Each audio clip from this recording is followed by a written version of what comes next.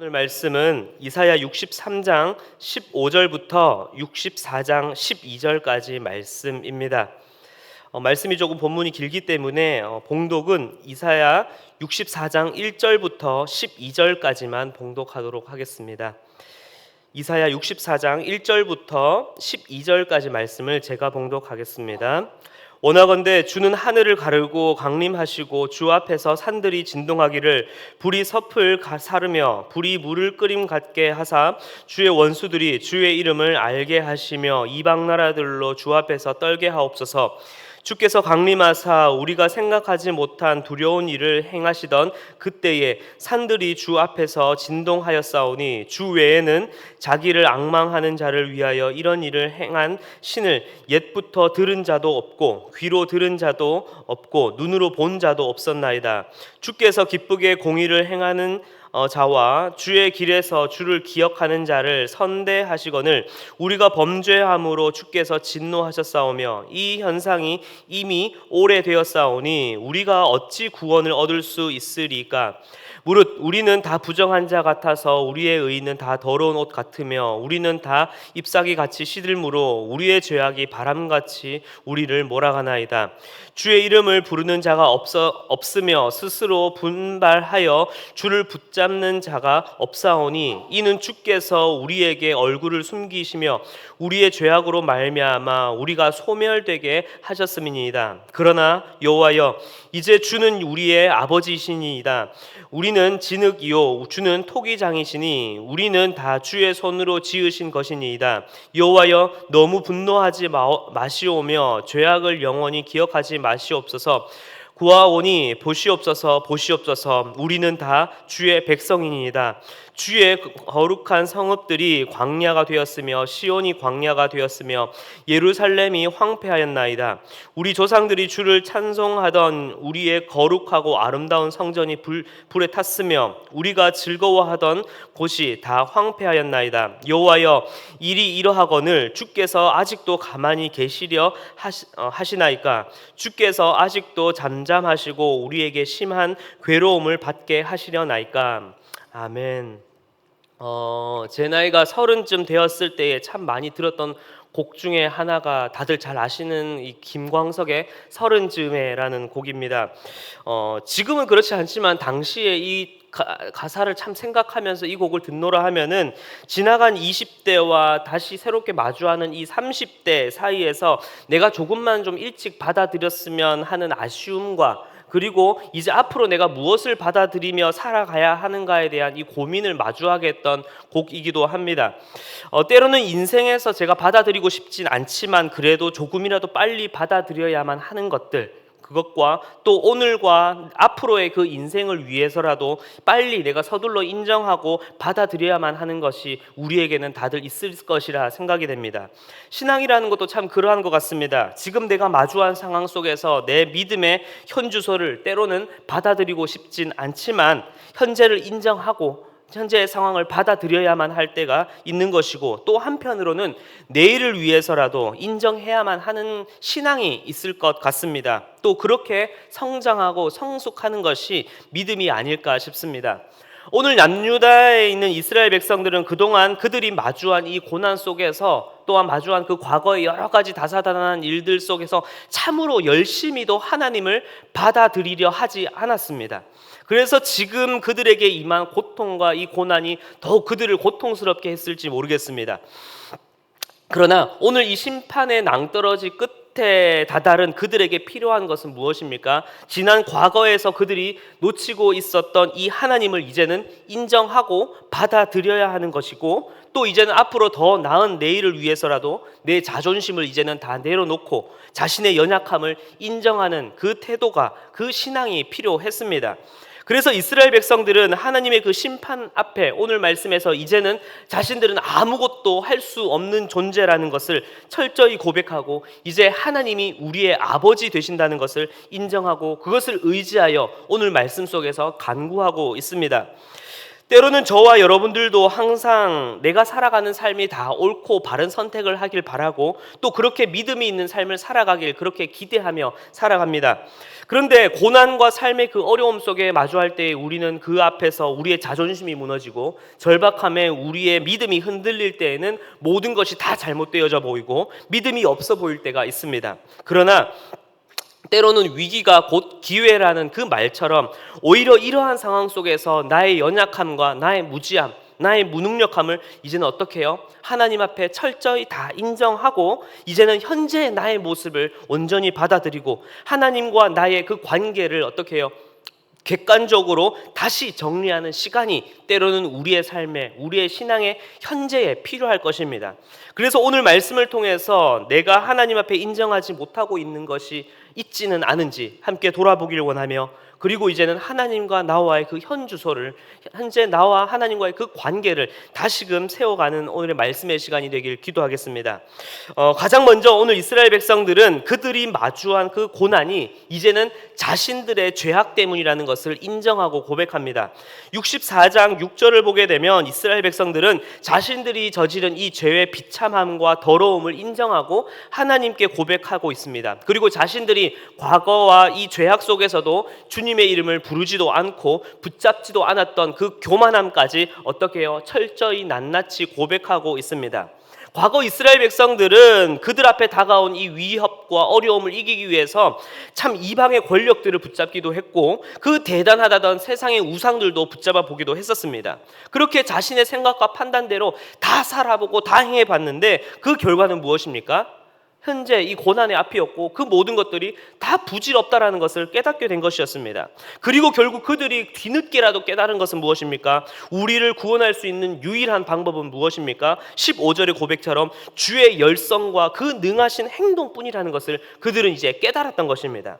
그들이 어떠한 자격이 있어서 하나님을 붙잡을 수 있었던 것이 아니라 살아보니 하나님 외에는 답이 없었기 때문에, 도저히 이 상황을 해결해야 할 수 있는 방법이 없었기 때문에 이제는 그들이 자신들을 여전히 사랑한다라고 말씀하시고 여전히 위로하겠다라고 하고 하시는 그 하나님만이 답이 될 수밖에 없었기 때문에 이제는 자신의 죄를 철저히 인정하고 하나님 앞으로 나아오게 되는 것을 오늘 말씀을 통해서 볼 수 있습니다.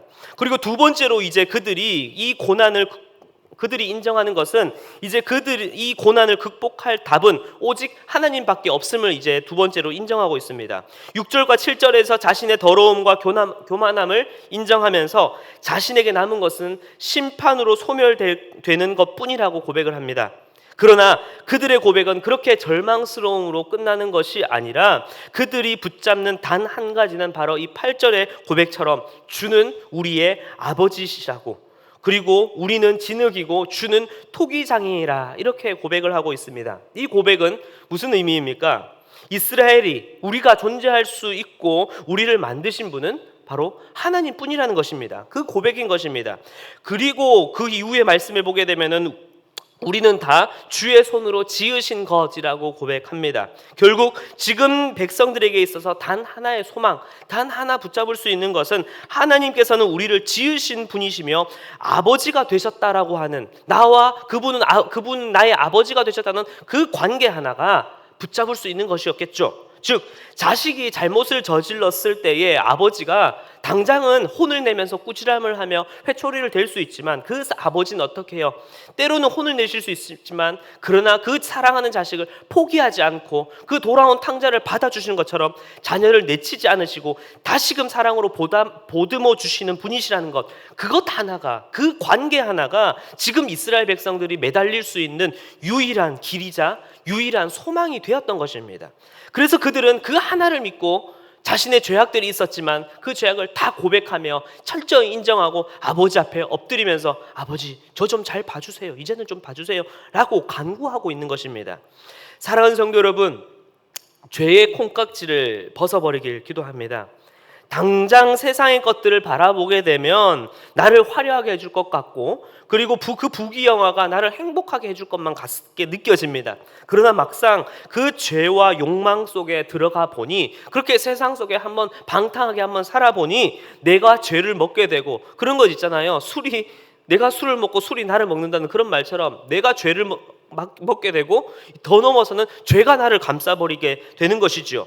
당장 눈앞의 유혹에 흔들려 죄의 콩깍지에 씌어져 살아가는 것이 아니라 여전히 우리의 판단은, 나의 판단은 불완전하며 어리석으며 우리의 생각은 어리석다라는 것을 어떻게 해요? 이제는 주님 앞에 철저히 인정하고 그렇게 고백하고 오직 주님만이 나의 아버지가 되시며 우리의 인생을 빚어가시며 우리의 인생을 만들어 가시는 분은 그 주님, 토기장이가 되시는 그 주님뿐이시라는 것을 고백하며 이제는 그 주님으로 말미암아 살아가시는 우리 모든 성도님들의 삶이 되길 기도합니다. 마지막 세 번째로 그들이 인정하는 것은 무엇입니까? 결국 이스라엘 백성들은 이제 하나님이 아버지 되심을 인정하고 이제는 그 하나님께 간구하며 나아가고 있습니다. 그들은 지나간 과거 속에 자신들의 이 어리석음과 더러움을 철저히 고백했습니다. 그리고 오직 주님만이 삶의 주관자가 되신다, 토기장이가 되신다라고 고백했습니다. 그리고 그들이 결론적으로 하나님께 간구하는 것은 무엇입니까? 관계 회복입니다. 오늘 본문의 이 앞절 처음을 보게 되면은 16절 63장 16절에도 주는 우리의 아버지시라, 우리의 구속자라 고백을 하고 있고 또 이후 64장 8절에서도 주는 우리의 아버지시라 라고 계속해서 반복하여 고백하고 있습니다. 이것을 조금 구어체로 이 전체적인 맥락을 미루어 보자면 이렇게 표현할 수 있겠죠. 하나님은 우리 아버지 맞잖아요. 그렇죠? 하나님은 나의 구속자가 되시는 거 맞죠? 그러니까 우리를 좀 살려주세요. 이렇게 좀 표현할 수 있겠습니다. 그러면 이 아버지, 이 구속자라고 하는 이 단어가 이 기도, 이 간구 속에서 가지고 있는 나타내는 이 의미는 무엇일까요? 바로 이 단어는 하나님과 우리 그 백성들은 친족 관계에 뿌리를 두고 있음을 염두하는 이 개념, 그러한 단어입니다. 즉 다들 잘 아시다시피 이 구속자라는 것은 그 안에 어떠한 의미, 고엘의 의미를 가지고 있습니다. 바로 내 친족이 빚을 져서 땅이 잃어버리게 되었을 때, 아니면 가족 구성원이 팔려가야만 하게 되었을 때에 그 가족들은 우리의 친족을 위해서 자신의 값을 다 치러서까지 사드리는 것을 의미하고 있는 것이죠. 즉 이스라엘 백성들은 하나님은 우리의 아버지가 되신다고 하셨으니까, 나와 그 친족 관계가 되신다고 하셨으니까 우리를 이 고난에서 이제는 우리를 좀 사주세요. 정말로 염치 없지만, 정말로 이런 말씀 드리기 부족 안 되는 것 알지만, 아버지 하나님 저희 좀 사주세요 라고 그렇게 고백을 하고 있는 것, 그 관계가 그들이 하나님께 매달릴 수 있는 유일한 길이고 방법이었던 것입니다. 이러한 것에 하나님께서는 어떻게 응답하셨습니까?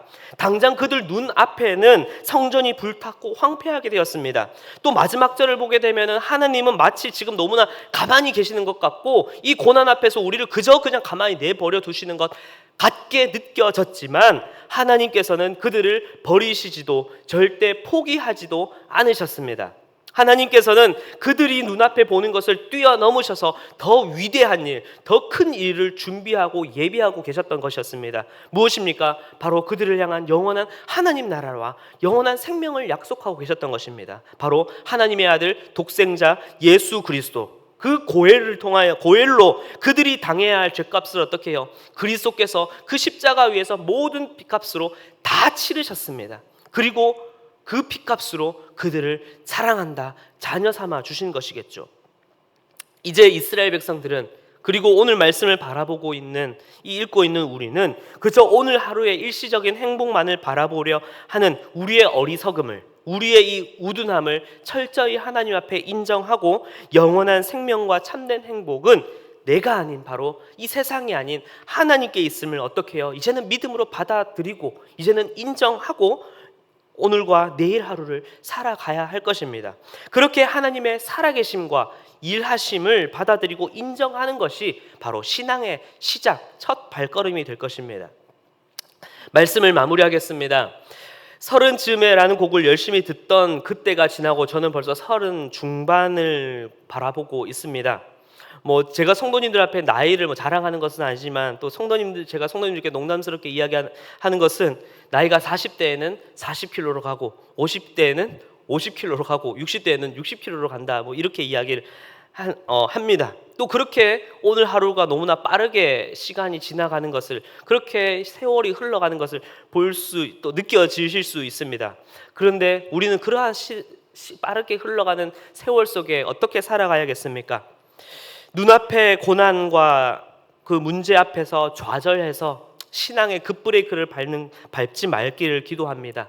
그리고 세상의 것들에 대한 이 여운과 아쉬움 때문에 가던 신앙을 돌이켜서 뒤에 내가 그렇게 좋아했던 것이 무엇인가 그렇게 유턴하지 않길 기도합니다. 오히려 우리의 그 좌절감까지도, 우리의 연약함까지도, 우리의 이 부족함마저도 다 사랑으로 감싸주시고 안아주시는 그 주님 앞에 이제는 나의 모든 것을 온전히 맡기고 또 나의 연약함까지도 이제는 하나님 앞에 철저히 인정하고 이제는 그 주님 앞에 나아가시는, 그렇게 하루하루를 살아가시는 우리 모든 성도님들의 삶이 되길 기도합니다. 바로 그 주님께서는 그 십자가의 그 놀라우신 그 사랑으로 우리의 모든 죄값을 치러주셨다는 것을 이제는 기억하고 그것을 인정하고 그것을 붙잡고 오늘 하루를 더욱더 살아가길 간절히 기도합니다. 그리고 마지막, 이제는 내일을 향하여 주님 오시는 그날까지 걸어갈 때에 나의 것이 아니라, 나의 표대가 아니라 바로 우리의 진정한 표대가 되시는 예수 그리스도를 더욱더 명확히 바라보고 그렇게 흘러가는 우리의 세월의 그 시간을 날마다 주님 앞에 순항해 나아가는 우리 모든 성도님들의 삶이 되길 간절히 기도하겠습니다. 함께 기도하겠습니다. 사랑과 은혜가 풍성하신 주님, 주님의 그 한량 없으시고 무한하신 그 사랑에 너무나 감사를 드립니다. 우리는 그저 우리의 흘러가는 세월에 바빠서 내가 붙잡고 싶었던 것, 내가 놓치지 않고 싶었던 것들, 그렇게 수많은 우상들과 세상의 것들을 붙잡고 또한 그것이 나를 행복하게 해줄 것이라 생각하며 이 인생을 살아왔지만, 그러나 그 모든 것들은, 그 세상의 우상들과 죄의 것들은 다 부질없음을 주님 이제는 고백합니다. 주님, 이제는 그것들을 주의 십자가 앞에 철저히 내려놓고 이제는 오직 주님만이 참된 길이요 진리요 생명이 되신다는 것을 이제는 내가 철저히 인정하고 주님 앞에 엎드립니다. 이제는 예수 그리스도만이 우리의 진정한 그리고 유일한 구원의 길이라는 것을 고백하며 나아가길 원하오니 주님, 우리의 믿음 없음을 주여 도와주시옵소서. 이제는 주님, 우리를 위하여서 고엘 그 십자가로 우리를 죄값을 치러주신 그 주님의 그 한량없으신 사랑을, 그 은혜를 기억하며 이제는 오늘 하루 그 죄의 여운을 가지고 유턴을 하는 것도 아니며, 그리고 급브레이크를 잡는 것이 아니라 표대 되시는 그 예수 그리스도를 바라보고 이 흘러가는 세월 속에 날마다 믿음으로 순항해 나아가는, 그렇게 표대를 향하여 믿음으로 승리의 발걸음을 내딛으며 살아가는 우리들 될 수 있도록 주여 붙잡아 주시고 함께하여 주시옵소서. 감사를 드리며 살아계신 예수 그리스도의 이름으로 기도드렸습니다. 아멘.